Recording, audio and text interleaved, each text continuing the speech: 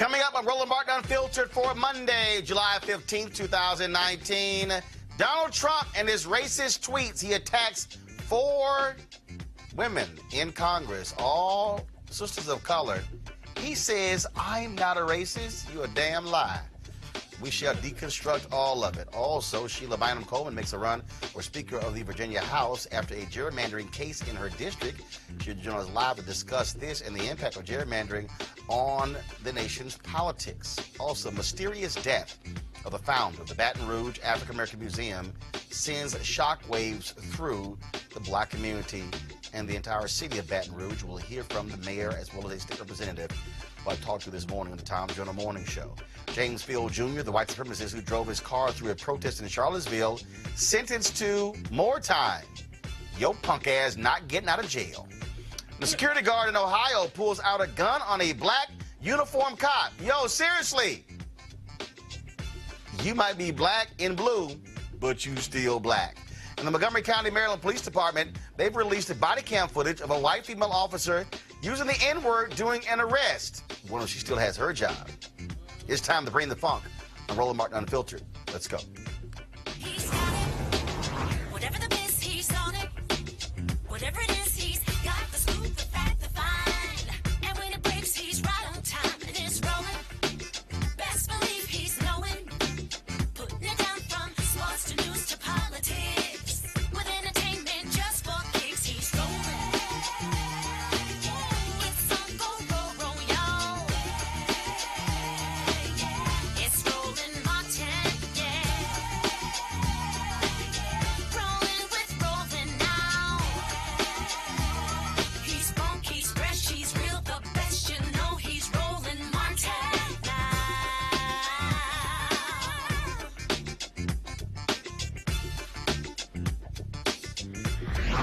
Martin. All right, folks, Donald Trump doing what Donald Trump does, and that is be a white nationalist. This is what he tweeted, folks, over the weekend. Speaking about the 4 women of color who are freshmen in the United States Congress, he had some things to say about them that ticked off a whole lot of people. First, he said, so interesting to see progressive Democratic congresswomen who originally came from countries whose governments are a complete and total catastrophe, the worst, most corrupt, and inept anywhere in the world, if they even have a functioning government at all. Now loudly, next, and viciously telling the people of the United States, the greatest and most powerful nation on earth, how our government is to be run. Why don't they go back and help fix the totally broken and crime-infested places from which they came? Then come back and show us how it's done. These places need your help badly. You can't leave fast enough. I'm sure that Nancy Pelosi would be very happy to quickly work out free travel arrangements. Now, let's just be clear. So you how much of a dumbass Donald Trump is. 3 of the 4 women he's talking about, they're from here. Like, when I say from here, like from here, as in raised here, as in born here. So if they're going to go back to a country, they are already in the country they can go back to. Now, of course, he was immediately lit up by folks on social media, Democrats as well, but it was quite interesting. The length of silence that existed from Republicans. It was as if they were in such shock and awe that they did not know how to tweet or appear on Sunday shows or respond to the racist and bigoted tweets. Now, after they got their ass lit up this morning, all of a sudden, they discovered their conscience. And so, Will Hurd, Texas, the only Republican in the House. This is him on CNN. The tweets are racist and xenophobic. They're also inaccurate because the 4 women he's referring to are folks that have grown up, they're U.S. citizens. It's behavior that's unbecoming of a president of the United States and a leader of the free world. We should talk about uniting people and not dividing us. And ultimately, politically, it's hurtful. You are having a civil war going on within the Democratic Party, and now they've all circled the wagons and are protecting one another, right? So that's my thoughts, and unfortunately, Now, other Republicans had something to say. Can we pull those tweets up, please? They began to comment and all of a sudden began to show themselves. Again, it took them a really, really, really long time to say something. So I'm going to pull up some of them as well. First of all, what I thought was funny was Britt Hume of Fox News actually tweeting that, yeah, xenophobic, not good, politically stupid, but the textbook definition, they do not define racist. Dude, really? Really? All right, let me pull up some of the other tweets. Do we have those? Pull them up, please. The other Republicans, again, what they had to say. And so Senator Tim Scott, the only African-American Republican in the United States Senate, he finally woke the hell up. He said, no matter our political disagreements, aiming for the lowest common denominator will only divide our nation further. My full statement below, please pull up his statement, which he clearly wrote on his iPhone in the notes section. I'm familiar with it because I've done it as well. Now, don't you love how he starts off talking about the Democrats before he gets to Donald Trump? In fact, he goes through all kind of crap before he gets to Trump. He wrote, prior to this weekend, we saw the Democratic Party embroiled in racial controversy, from Kamala Harris attacking Joe Biden on segregationists to 4 black and brown women chastising Democratic leadership for attacking women of color. It is clear the Democratic Party has serious issues along these lines. Dog, really? Your party. All y'all missing are hoods. Go back to the statement. All right. Instead of sharing how the Democratic Party far left pro-socialist policies, not to mention the hateful language some of their members have used towards law enforcement and Jews, are wrong for the future of our nation, then he finally gets to his damn president. The president interjected with unacceptable personal attacks and racially offensive language. No matter our political disagreements, aiming for the lowest common denominator will only divide our nation further.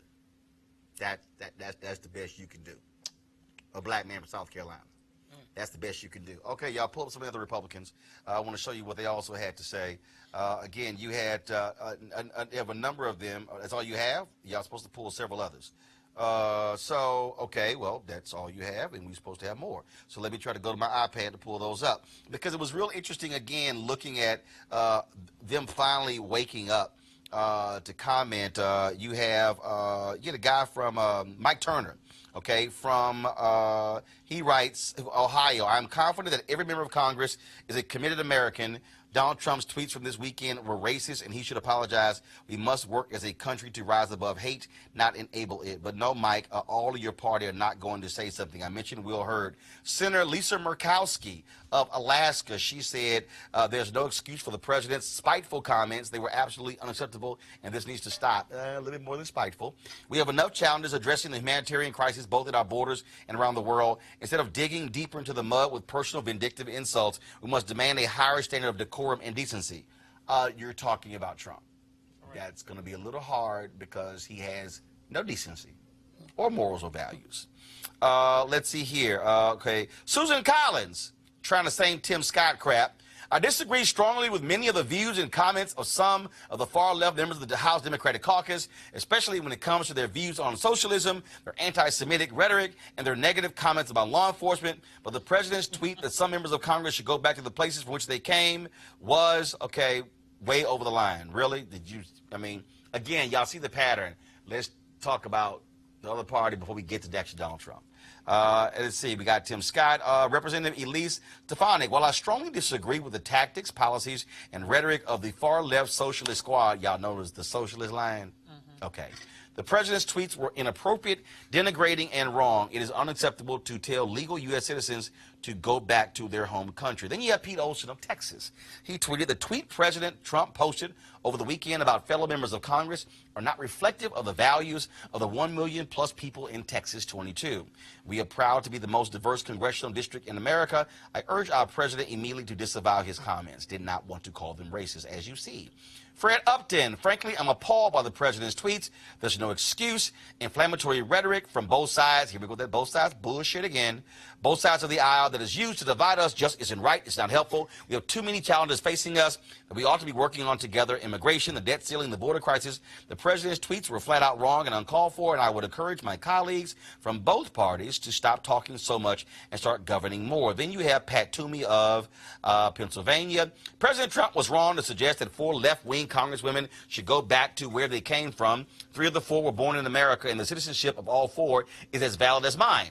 I couldn't disagree more with these congresswomen's views on immigration, socialism, national security, and virtually every policy issue, but they are entitled to their opinions, however misguided they may be. We should defeat their ideas on the merits, not on the basis of their ancestry.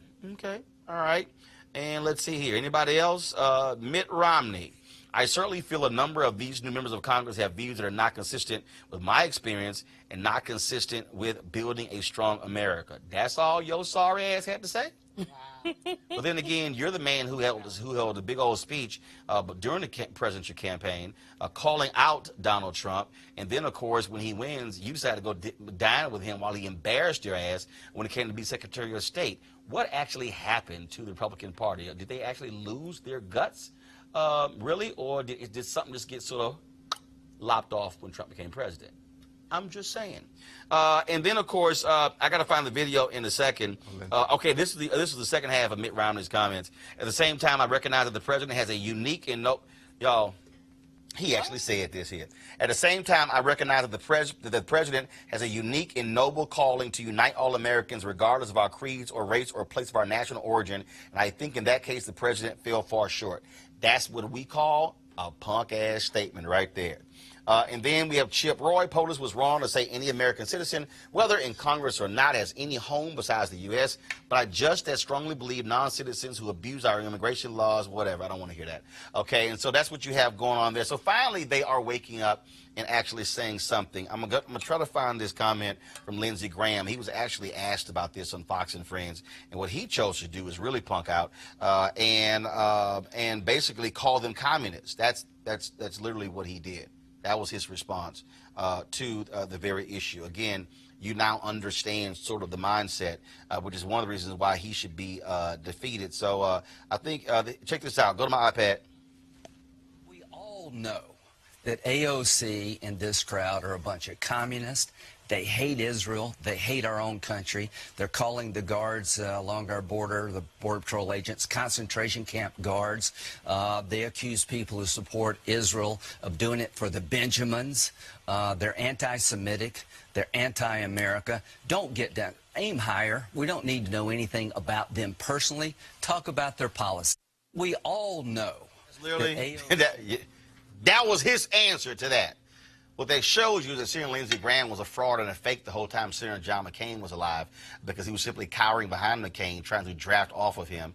Now that Senator McCain is dead, you thought that Senator Graham would step up and be a man and actually have some leadership. But instead, what he's chosen to do is kiss Donald Trump's ass. He played golf with him yesterday with Senator Rand Paul because he doesn't have any guts to say what is right. Now, Newt Gingrich, always give it up to him, because you know what he did? He went on Fox and Friends and said that Donald Trump's comments are politically good for him. That's really what this whole thing boils down to. So let me unpack or deconstruct really what this whole thing is all about. Donald Trump, folks, is speaking to the white fear of a changing America. Ocasio-Cortez, Ayanna Pressley, Rashida Tlaib, and Ilhan Omar, they represent the future makeup of America. And his base hates that. By 2043, America's going to be a nation majority of people of color. Trust me, don't think for a second he's not fully aware of what buttons he's pushing. And you may say, really, Roland, white fear? Yeah. Ask John Avlon on CNN. He and I were talking one day before we went on the air one day, and we were off to the side, and I said, John, we are about, this was the election of Obama after he was inaugurated. I said, we are now looking at the beginning of what I call white minority resistance. That is, even though whites comprise a majority in America, they are operating as if they are in a minority because of what we're going to see in 24 years. As I said, I've been saying this for consistently since 2009. Said on CNN, said it on TV One, said it on the Tom Joyner Morning Show, on MSNBC, ABC. I would say it on Fox News, but they won't call a brother like me, likely because they know exactly how I roll. And frankly, it's time for white journalists and white media executives to wake up. Now, what white media journalists and media executives need to do is take off their blinders about Donald Trump and race. In fact, if you look at the New York Times, they won't even call his comments racist. They literally are afraid to even say the word. Now, let's go back to when he launched his campaign. How did he start? Rapist from Mexico. Shithole countries, Haiti, Africa. refusing to apologize to the Central Park Five. Yeah. And see, here's what he does. He touts the First Step Act to say, I like black people. The reality is, Donald Trump has a white nationalist view. Remember last week, Meghan McCain on The View? She said Donald Trump supporters hate what he hates. Well, guess what? He gives them permission to unleash their inner hatred. And folks, this is no different. And media is complicit for not speaking the truth on this. I keep telling you, by 2043, America is going to be a nation majority people of color. Majority Hispanic, black, Asian, Native American, and other. Whites will be 47% of the country, minorities 53% of the country. Don't get it twisted, folks. This is what is driving the conversation. When you hear white economic anxiety, first of all, the white family has median income higher than any other group. If there's anybody who should be economically anxious, are broke-ass people. Black people, Latinos, others. But see, this white fear is driving the GOP's policies, and Donald Trump knows it. And does this mean all white Americans have white fear? Nope. But the fear is of changing values, direction, and priorities. Let me put a pin in that. Because see, again, I need you to understand what I am saying. America has been led, governed, and shaped through a white prism. Rights weren't given to blacks and others. We had to fight and petition for them. If you're white, you're born with all your rights. You haven't had to have laws changed. If America saw black folks and others as true Americans, there would be no need for the 13th, 14th, and 15th Amendments, also known as the Reconstruction Amendments. There'd be no need for the 1866, the 1871, the 1875, the 1957, the 1960, 1964, 1968, 1991 Civil Rights Acts. Take a walk through American history, folks. White immigrants endured some resistance and bigotry from other white immigrants who are already here, but then they all got together and said, you know what, we all white, they black, and they linked together with their white cultural identity, eventually meshing and accepting one another. But see, we've always been in the other category. Now, again, unpacking this, what Donald Trump is doing is giving voice to what was pushed out of public voice into the deep recesses of the home and minds. Remember Robert E. Lee, after the Civil War, told his troops to furl the rebel flag. It was missing from American life for 3 generations. When did the Confederate flag reemerge?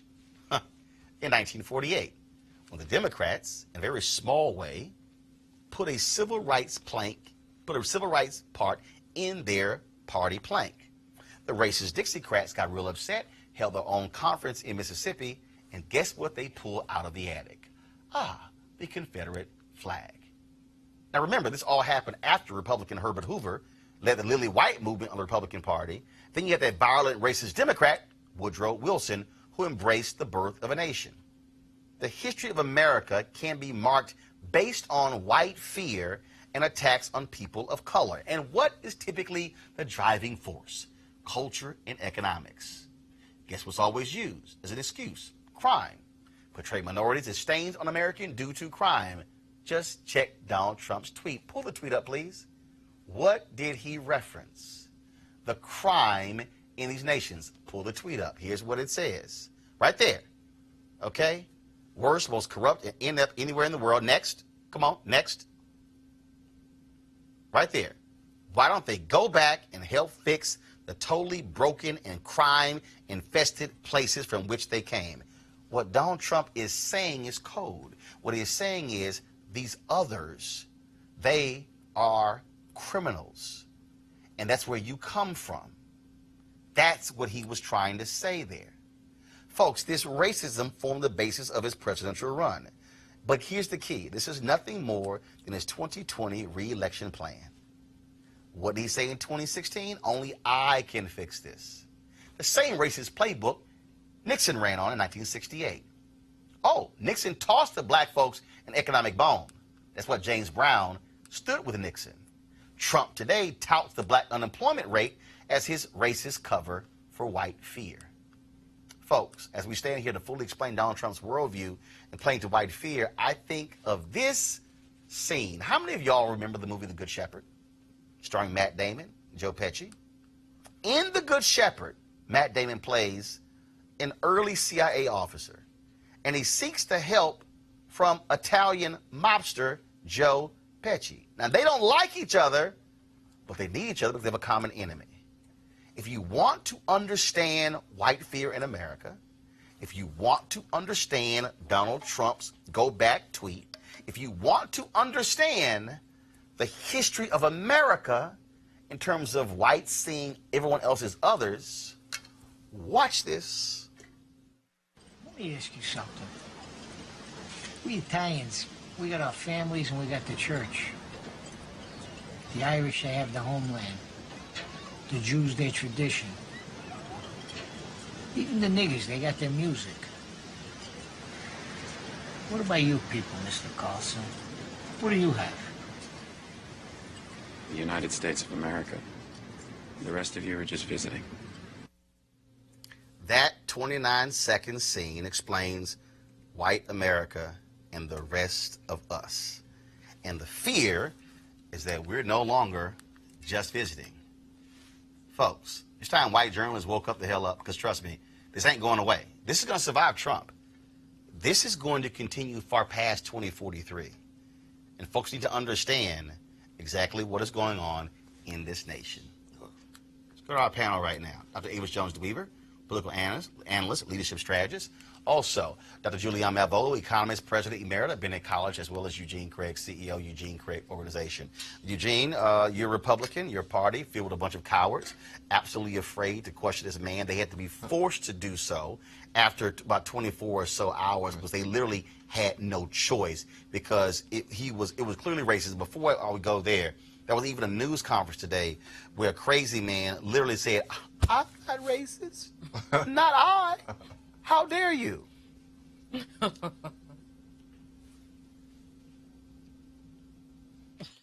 got it.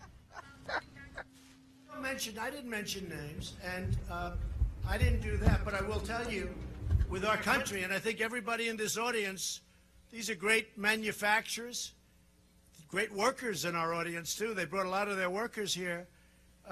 If you're not happy here, then you can leave. As far as I'm concerned, if you hate our country, if you're not happy here, you can leave. And that's what I say all the time. That's what... Okay, I'm going to come back to it. If you're not happy here, you can leave. Didn't his punk ass criticize Obama during the 8 years? Did he leave? What's even more embarrassing? The punk ass is clapping in the audience to the stupid statement. Press play. What I said in a tweet, which I guess some people think is controversial. A lot of people love it, by the way. A lot of people love it.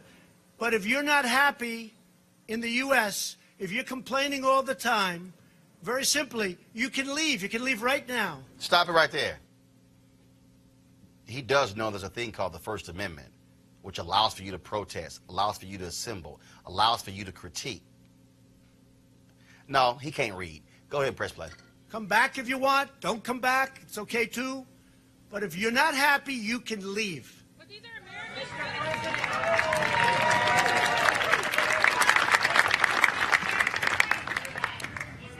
Well, that's just a very racist statement, somebody that would say that. So Speaker Pelosi said, "Make America white again." Let me tell you, that's a very racist statement. I'm surprised she'd say that. John, go ahead.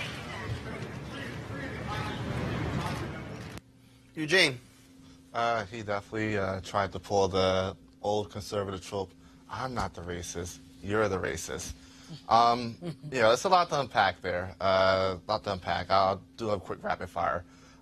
Will Hurt, stepped up per usual. He's usually the first to call out the president on a lot of these things without having to be asked to. I am very shocked and disappointed in Tim Scott's statement. Literally 2 years ago, this is the same person that stood on the floor of the Senate and gave his encounter of being a black U.S. senator, not a black man, a black U.S. senator in the D.C. metro area. And for him to equivocate criticism of law enforcement to the president coming in and giving very blatant racist statements is beyond disappointing. What you're seeing here is not atypical at this point of elected Republican members of Congress in the U.S. Senate, especially folk that are for re-election, like Lindsey Graham, to either not seriously criticize the president, call out his racist statements. But what I think is also more damaging and damning is to try to equivocate socialism or try to call, the squad anti-Semitic because they disagree with the racist Netanyahu administration in Israel. They're not saying they hate Jews or hate the Israeli people, but it's not anti-American, it's not anti-Semitic to criticize Israel. The state of Israel, the government of Israel. Julian, not one white conservative evangelical has said a word, no shock. If you go back and read or watch our reading of Frederick Douglass' July 4th speech, the biggest criticism he had in there was for the white church. Yes. You go back and read that, and then you can see present day. Trust me, they're both associated. Go ahead. And read the letter from the Birmingham jail, in which Dr. King also called out the church, the so-called Christians who are not Christian. I want to, Roland, go back to 1918, to the lynching of Mary Turner. Mary Turner was a black woman whose husband was lynched, and she said that she was going to hold people accountable. And when they said that she Eugene, turn your damn phone off, Eugene. Yeah, really, dude. I'm trying to talk. If you're going to play with your phone on the show, turn the volume down first. It was a mistake. Then play with your phone. Yeah, especially I'm Julian's, don't talk because your ass is done before. Don't act like don't start trying to front Eugene. Yeah, I do have a point. Now finish your point. Okay, Roland. You know I love you anyway. She gonna try to pile on Eugene when you've done before. Go on. Okay. Keep going. Mary Turner lynched because she was mouthy. Because she was a mouthy black woman who was going to hold white people accountable for lynching her husband. What the punishment for black women being mouthy has been lynching or worse, as in Sandra Bland, as in others. And so these 4 women of color, amazing women who I admire, did what Democrats do. Let's be clear. What Democrats do. Dissent is the foundation of a democratic society. So they and Pelosi are dusting up. Ain't no biggie. That's what Democrats do all the time.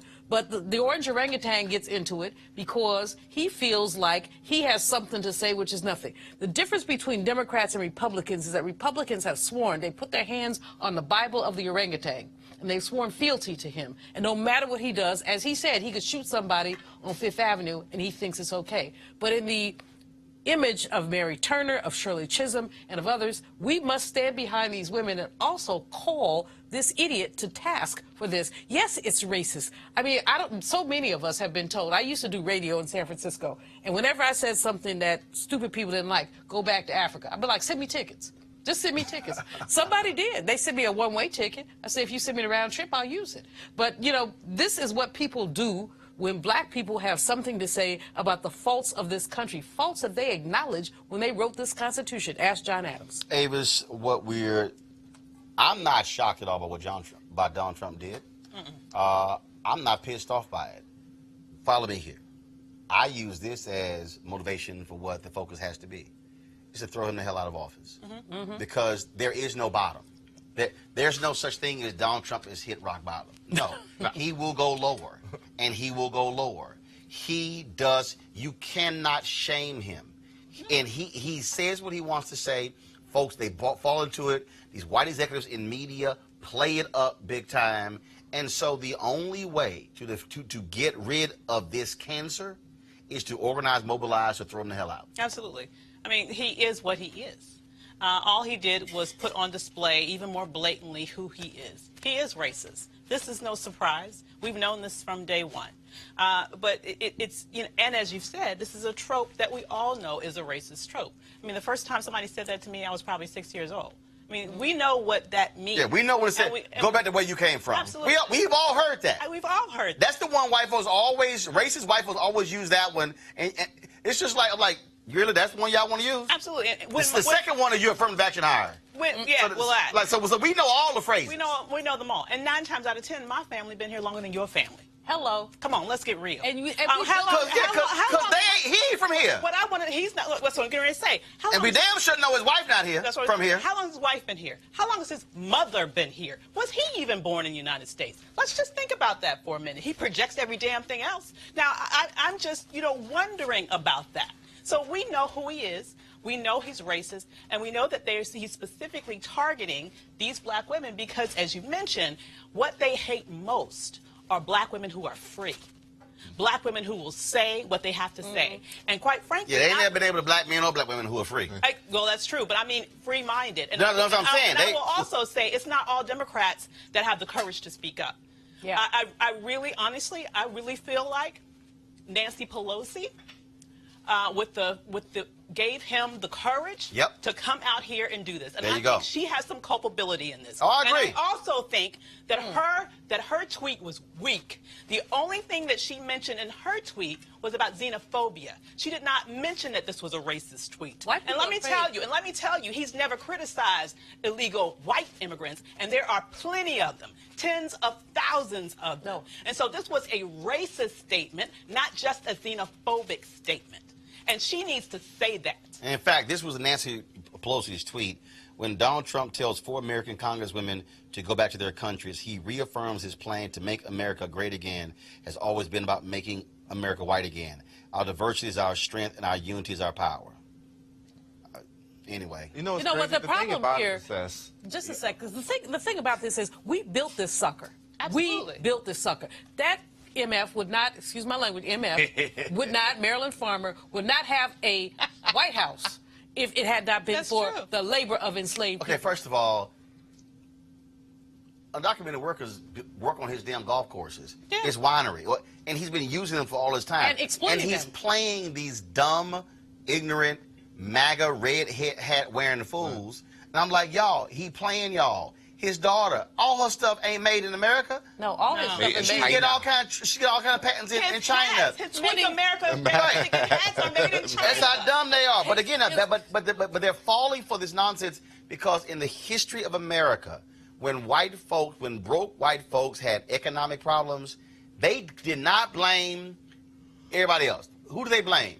Black people. Yeah. But also on the West Coast. Who do they blame in the late 1900s? The damn Chinese people. Yep. Okay? You can trace American history. Yep. When white folks have economic problems, they lash out. We talked about it before. The reason Tulsa got burned down because white folks did not like the amount of money they were making.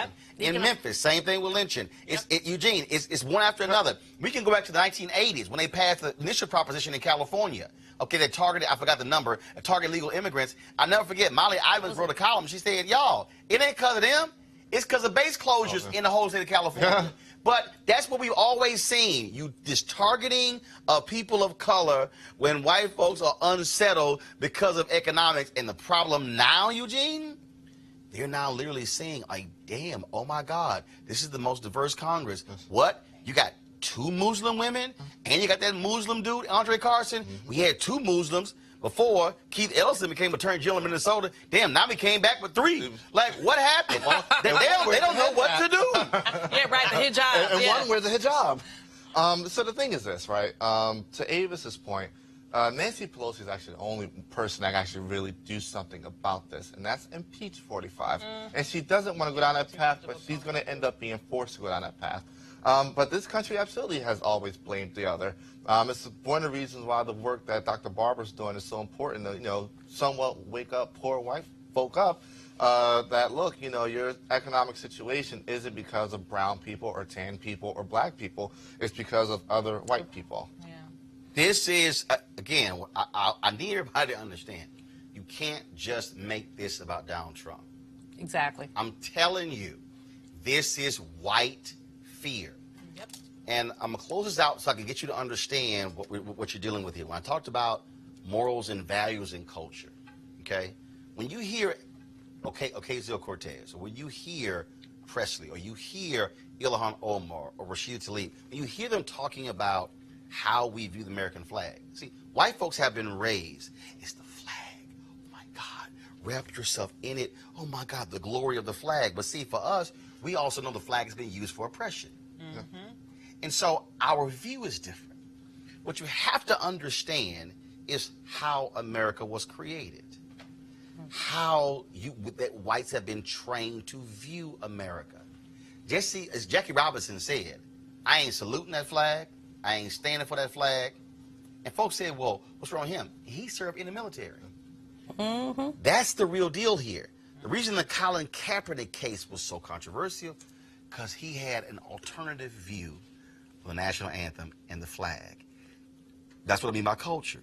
What I mean by culture, folks, is that the beauty standard in America has been a white, blonde, blue-eyed woman. Now the problem is, damn, we got to consider other people. Okay, they already pissed off, you know. Look, it ain't even like a new thing now to see a black Miss America. Because, hell, what we were on, about 8, 9 by now? They don't know what to do. Okay? All right? Why do you think it was such a visceral reaction with Tiger in golf? Serena in tennis? Because you had black folks who are now going into typically white spaces, and they're now succeeding. That's what's going on here. So when I talk about this worldview, that's the real issue. The worldview is changing. This nation has been constructed through a white prism. Now, it now has to be seen through a black prism, through a Latino prism, through a Muslim prism, through a female prism. It was a nation that was built for white male landowners to have power. It's in the documents, y'all. All you got to do is read. And so, don't think, oh, and this is why Joe Biden is wrong as hell. Joe Biden thinks, oh, defeat Trump, we go back to normal. That's the problem, Joe. We ain't trying to go back to normal. Because we've known normal for 400 years. And that bullshit ain't work for us. Going to a break. When we come back, we're going to talk about another piece that ties into this notion of white fear, political gerrymandering, and its impact on state elections, and how, if we're able to break the backs of it, it changes state politics, not just the nation's capital. You're watching Roland Martin Unfiltered. Back in a moment. You want to check out Roland Martin Unfiltered? YouTube.com/Roland S. Martin. And subscribe to our YouTube channel. There's only one daily digital show out here that keeps it black and keep it real. It's Roland Martin Unfiltered. See that name right there? Roland Martin Unfiltered. Like, share, and subscribe to our YouTube channel. That's YouTube.com/Roland S. Martin. And don't forget to turn on your notifications so when we go live, you'll know it. Loud. All right, folks, Virginia, in Virginia, the 66th district map has been redrawn after a case of racial gerrymandering was presented to the Supreme Court. Now, again, Virginia is one of those places. You've had Wisconsin, North Carolina, Pennsylvania. Then, of course, the Supreme Court chose to kick it down back to the lower court and not really rule on that. Now, for the first time in a long time, the district in Virginia reflects the Democratic voters who live there. Now, in Virginia, the Speaker of the House of Delegates is Republican Kirk Cox. He's been in that district 29 years. He's going to have what has been called his toughest race in decades. Running against him is Sheila Bynum Coleman, who joins us right now. Glad to have you here. First off, let's talk about, again, you're running against somebody who's been in power for quite some time. But the gerrymandering issue, which the Supreme Court pretty much is now allowed, even though they haven't fully ruled, has an impact because that's how Republicans have been able to maintain control all across the South through racial gerrymandering. And that's why people in North Carolina were stupid, the folks who sued, because they sued on political gerrymandering, which the Supreme Court ruled in their favor. They should listen to Reverend William Barber and sued on racial gerrymandering. Idiots. But again, that's what Virginia is dealing with. Republicans been able to maintain power because of political gerrymandering. Exactly.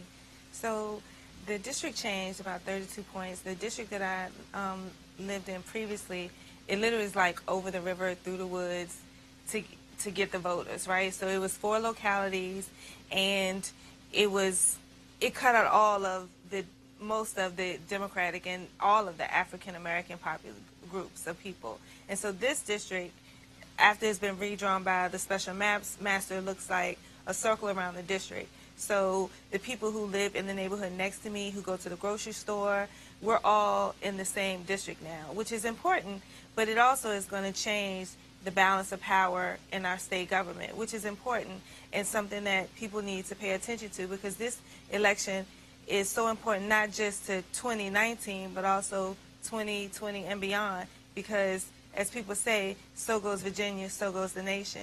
But what's powerful about this is that we're now in a place where the people can choose their legislator as opposed to the legislators choosing their voters. What's your plan to take down somebody who's been in power for almost 30 years?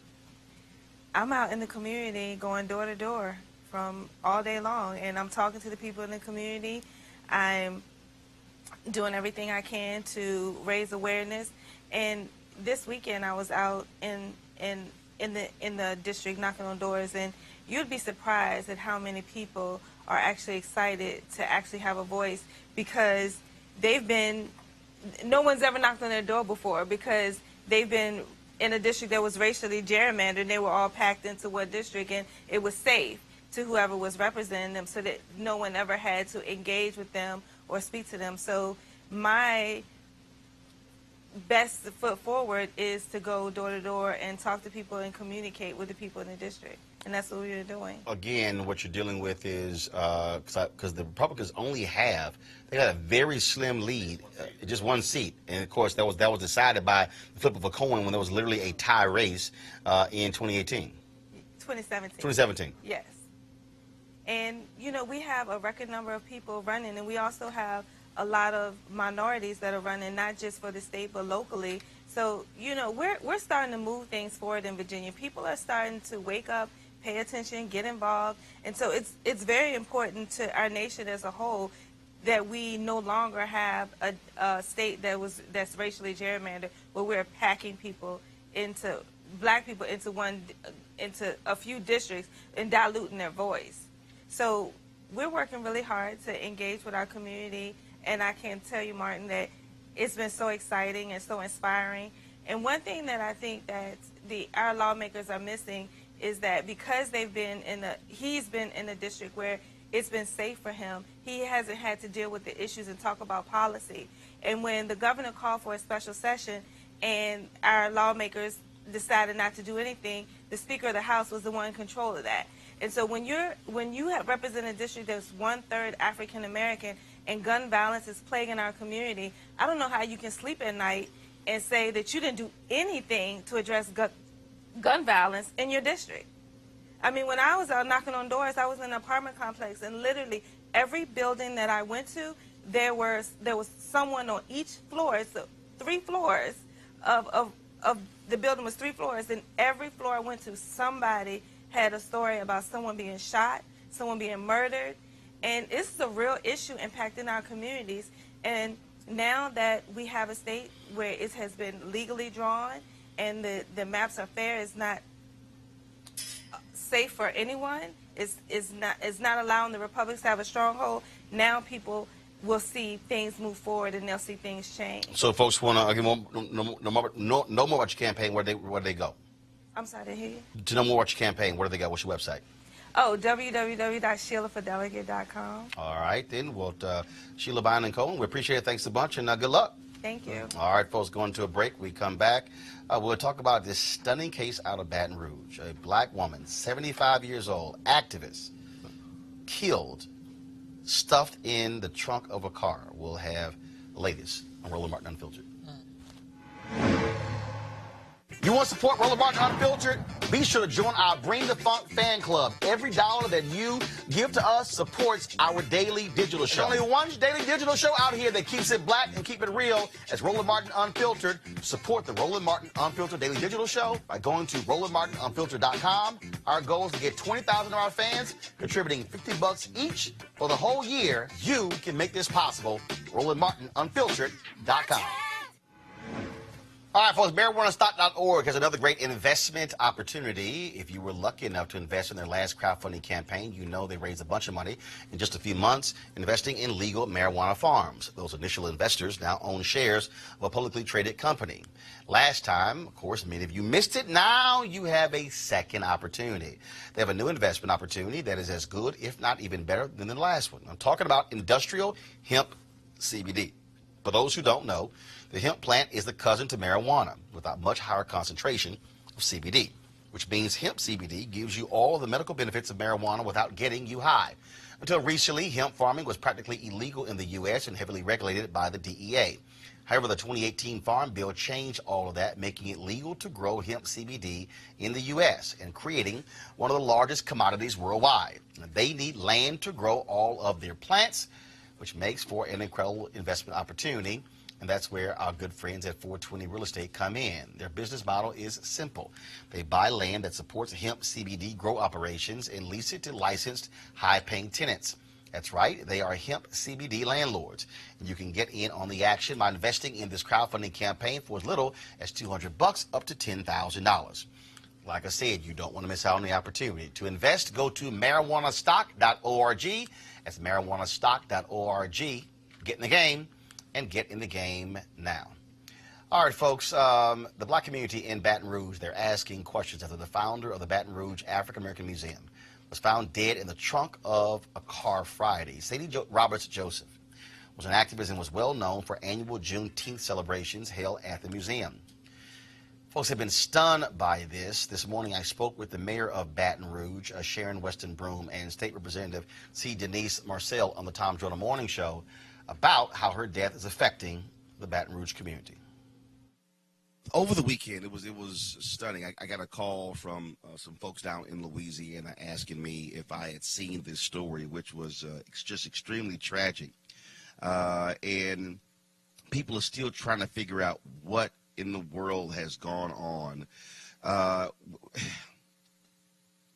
Sadie Roberts Joseph, 75-year-old sister. She founded the African American History Museum there in Baton Rouge.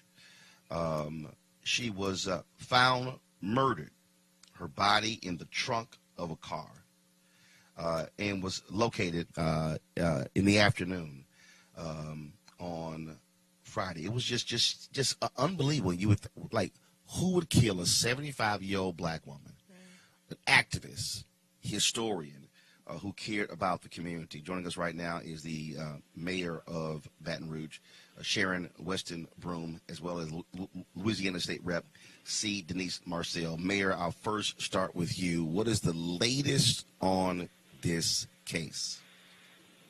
Well, indeed, Roland, it is a tragedy. I can tell you that our Baton Rouge Police Department has intensified their investigation. We all had a very strong connection to Sadie. I've been knowing her for 30 years, and we anticipate the police department hopefully having a breakthrough in this case sooner than later. I can tell you that they are certainly intensifying their efforts because the police had a very strong connection with Sadie as well. She was well beloved by every organization, every person in this community that knew her. And when we talk about that, they got lots of tips, but people were also calling in, though. I was reading one of the stories. They were calling in just expressing their love for her, and it was sort of complicating because the cops were like, hey, we're trying to actually solve this murder to figure out what went on, to sort through all of it. Absolutely. The police department has been on boots on the ground talking with people in the community. But as you said, there's such an outpouring of love and respect for Sadie that has been, overwhelming the narrative that you've heard more than solving the case. So we really want people to intensify their efforts, the community to intensify their efforts with information, with tips, so that we can bring closure to this tragedy.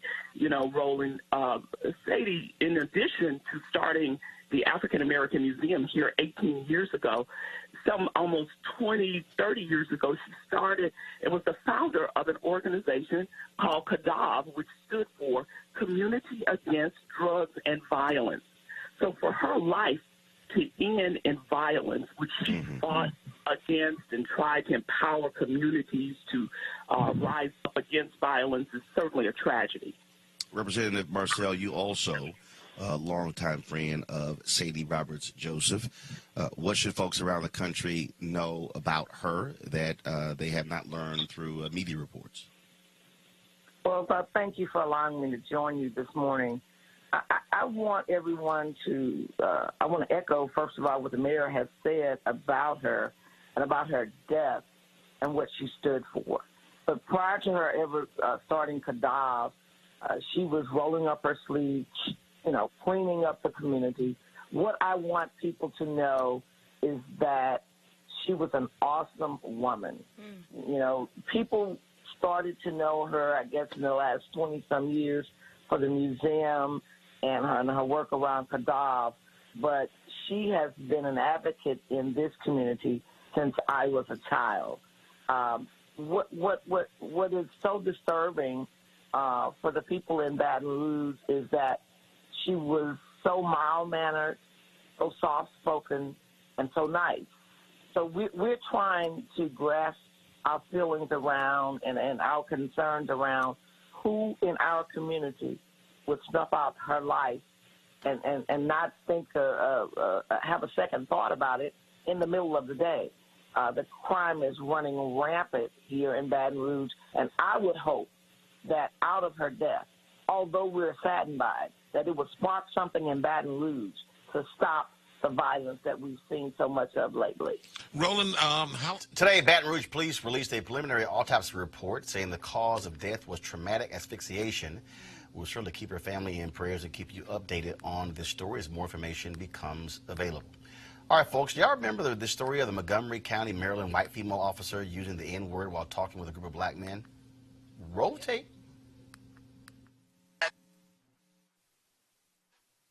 A record like court date, it means they can't find anything with whatever he rang by. That's what it means. What were you in court for? Last one. How many you got? I had a upcoming acting event June 20th for disorderly conduct. Where out of? Hey, we're trying to, you want to get out of here fast, right? So if we have more people, y'all niggas been trying to something. If you want to get out of here faster, we have more of our friends to help you get out faster. Nope, that's a quote. Those were your words. Y'all saw the black cop to the left just stand like he writing a report like he ain't paying attention. This is outside of McDonald's restaurant in Silver Spring, where, according to the Montgomery County police spokesman, Captain Thomas Jordan, 4 black men were originally approached by an officer for loitering and trespassing. Well, this body cam footage was released, and the acting police chief, Marcus Jones, is defending the officer's actions, but still called the language that she used inappropriate. He did not say whether the officer in question would face any disciplinary action. Not. He's defending her actions. If he's defending her, the woman should not have a job. I mean, the thing is, you always show the crazy ass white people, et cetera, et cetera. Yes. There have to be consequences for this kind of behavior. Yes. Using the N-word as you're attempting to do law enforcement, stopping the brothers, I mean, maybe that's okay, maybe not. But the point is that that language is unacceptable. And if she is still on the force in Montgomery County, then the damn chief needs to be fired. And whoever is in charge needs to be fired. This is absurd. Black people are being assailed and assaulted every minute, not only physically, but also intellectually, emotionally. A police officer. You know, I mean, the number of these things, Roland, and you've done a great job in documenting them, but the number of these things that happen on a daily basis it really goes back to the lynchings. These are forms of intimidation. It lets folks know they have no civil human rights. They can be talked to, treated any kind of way, and somebody needs to say enough. Eugene? So a couple things here. First is that she proved in that tape that she does not have the ability to effectively police unbiasedly. She needs to be pulled from the force and maybe have her police license revoked. Secondly, the reported cause of this stop was the scent of marijuana. In the state of Maryland, per law a couple years ago, that's no longer probable cause to be searched or to be stopped. So everything after that apparent stop and search for marijuana should be totally discounted. I mean, the abuse of rights is absolutely appalling, especially in quote unquote progressive Montgomery County. And this has to mean the police. It's even more disgusting that the black police chief will come out and defend it. You know, I think the Montgomery County Blue line. The Montgomery County Council, our friend Will and his buddies need to, take some very, very aggressive action at their next session. But the problem is they won't. And you know why they won't? It's because it is normalized to be disrespectful and violent towards black people. and it's normalized for police not to have any consequences associated with that behavior. Yeah. That is Accept it. normal. And so, you know, I find it very interesting. Honestly, I hate to be, I don't want to call this petty. Maybe it is. Go ahead and be petty. Be petty Patty on Monday. Go ahead. Petty, okay. Listen, I'm watching everything that's happening over the weekend, and I'm seeing all these mayors come out and saying that they're going to defy ICE. And I'm thinking, okay, good, you should defy ICE. But why don't you defy your own damn police forces when they are out here murdering black people, and I can't find your ass saying a damn thing about that? How about you defy that? You know, and Avis, the point is that, as you said, violence, verbal violence and physical violence against black people has been normalized. So your neighbor can shoot you. Your neighbor who, and this whole notion of feeling threatened, anybody who is threatening is these United States is us. Oh, hold on. I got a good one. Roll it. I'm white. I got you, Carl. Illegally selling water without a permit on my property. Whoa! Hey! You don't live here. I'm uncomfortable. IRS security guard in Ohio facing one charge of aggravated menacing after pulling a gun on a Lucas County Sheriff's deputy. The deputy, Alan Gaston, came to the IRS office to ask a question. Gaston arrives in full uniform, badge, firearm visible. Security guard informed Gaston he needed to put his gun in his car, and Gaston said that he could not do that. That's when the security guard pulled a gun on the cop. Gaston decided to leave to de-escalate the situation. The security guard followed him to the elevators and then tried to take him into custody at gunpoint. Y'all, the security guard, fake-ass top-flight security, tried to do a citizen's arrest on an actual cop. I'm sorry. He is lucky he did not get his ass whooped. That's what should have happened.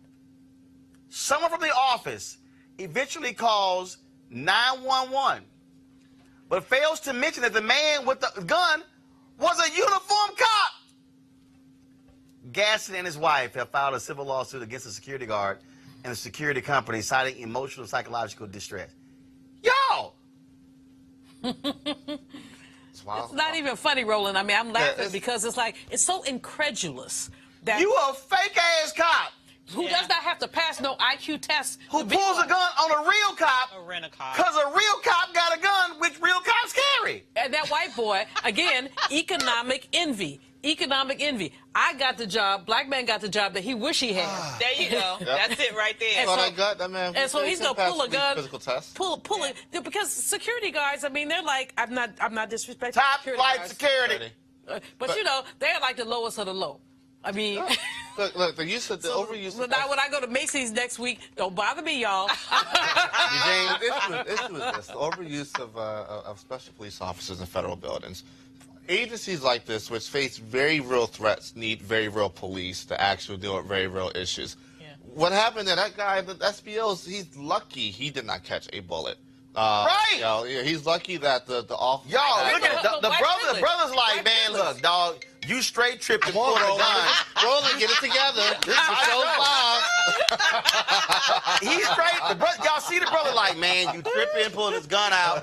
Y'all, he follows him to the elevator. He tries to arrest him. White privilege. Now, these two other, he's got a gun and he won't leave. Yo, he's a cop. But now here's what I don't understand. I don't understand why the two white cops don't normally do when somebody messes with a cop, like whoop the security guard's ass. I mean, it happened to black people. Or, you know, or at least put him in some handcuffs. At least put him in handcuffs. At least say, dude, you out of order, you out of line, you out of control. He's just fucking menacing. You pull a gun out, that's You go all the way back to Plessy. Go all the way back to the Plessy decision. A white man a black man has no rights that a white man is bound to That's Dred respect. Scott. Right. That's exactly what happened. That's Dred Scott, 1856. Well, that's going back in further. Yeah. So, but and then you go back, you look at the whole trope around lynching. And all of the lynching really was about economic envy and what you call white fear, Roland. You talk about white fear. And so this is what black man comes in, he minded his business. He wants a phone number. All he wants is a phone number. Y'all, remember the white boy in Virginia, James Alex Fields from Ohio, who was crying to his goat? I really shouldn't go to prison for killing Hella Higher. I mean, prison's so tough. It's rough on me psychologically. He's an avowed white supremacist. They gave his ass life in jail anyway. It didn't matter. Now he got a second life term plus 419 years. What the heck did he do? On state charges in court. Last month, he was sentenced to his first life term in prison without the possibility of parole. On federal hate crime charges, he was the one who drove his car into a crowd of counter-protesters during a white nationalist rally 2 years ago in Charlottesville, Virginia, killing Heather Heyer and injuring 19 others. But what got me was his attorney. Prison gonna be rough on him. They always do that. It's gonna be rough on him. Well, you know, they need to put him in a cell with the. No, I like life plus 419. Yeah, I mean, if your punk ass die, you still come back. You got more time. You still come back. You got more time. You still gonna be in prison. That's all. I mean, that's the whole deal. All right, y'all. That's it for us today. First and foremost, tomorrow we're gonna, of course, have some of the stuff from last week from the Bahamas, the Gathering Conference of the Global United Fellowship. We are going to hear from Dondre Whitfield and Devon Franklin. We're going to live stream their chat. They talked about manhood. They got real raw in their conversation, and so we're going to have that for you tomorrow. So we look forward to that. I'm sure Donald Trump is going to say something stupid, so we probably got to deal with that as well. But the last point is here. This is very simple. You can be pissed off and mad and angry at Donald Trump, but if you're going to sit your ass at home, you know what you are? You trifling as hell. And so the only way to get this fool out of office is to vote him out of office, which means you got to mobilize and organize. And that's what our focus is going to be. I don't care who is running against him. You could literally put up a chimp to run against Donald Trump, and I'm telling you, the chimp will have a much higher IQ and will get my vote. And so I'm just trying to let you know that right now. And so, and I don't give a damn what Bob Johnson had to say about how the economy is doing well under Donald Trump, the economy that he was handed in perfect condition by the black president.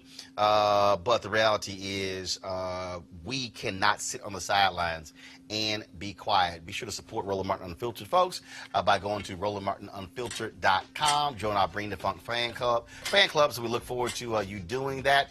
And don't forget to get your promo code, of course, discounts to items on our website as well. Eugene, Julian, Avis, we certainly appreciate it. Thank you so very much. I'll see you guys tomorrow. Holla!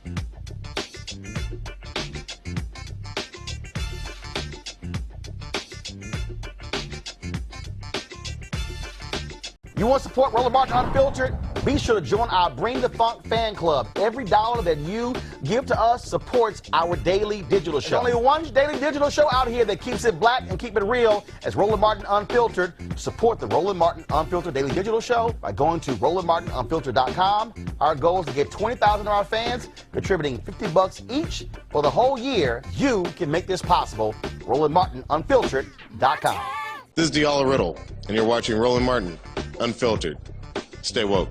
This is Director X, the director of Superfly on the red carpet, or the black carpet, and you're watching Roland Martin Unfiltered. Yo, what up, y'all? This is Jay Ellis, and you're watching Roland Martin Unfiltered. Hi, I'm Chaley Rose, and you're watching Roland Martin Unfiltered. I'm Lex Scott Davis, and you are watching Roland Martin Unfiltered. Hey, what's up, y'all? It's your boy Jacob Lattimore, and you're now watching Roland Martin right now.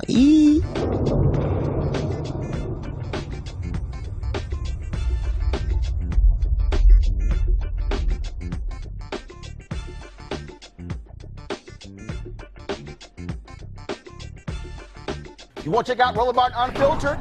youtube.com/Roland S. Martin. And subscribe to our YouTube channel. There's only one daily digital show out here that keeps it black and keep it real. It's Roland Martin Unfiltered. See that name right there? Roland Martin Unfiltered. Like, share, and subscribe to our YouTube channel. That's youtube.com/Roland S. Martin. And don't forget to turn on your notifications so when we go live, you'll know it. Hey fam, want to check out Roland Martin Unfiltered, the blackest show on all of digital, cable, and broadcast. Check out our audio podcast. There's only one daily digital show out here that keeps it black and keep it real. It's Roland Martin Unfiltered. Press play.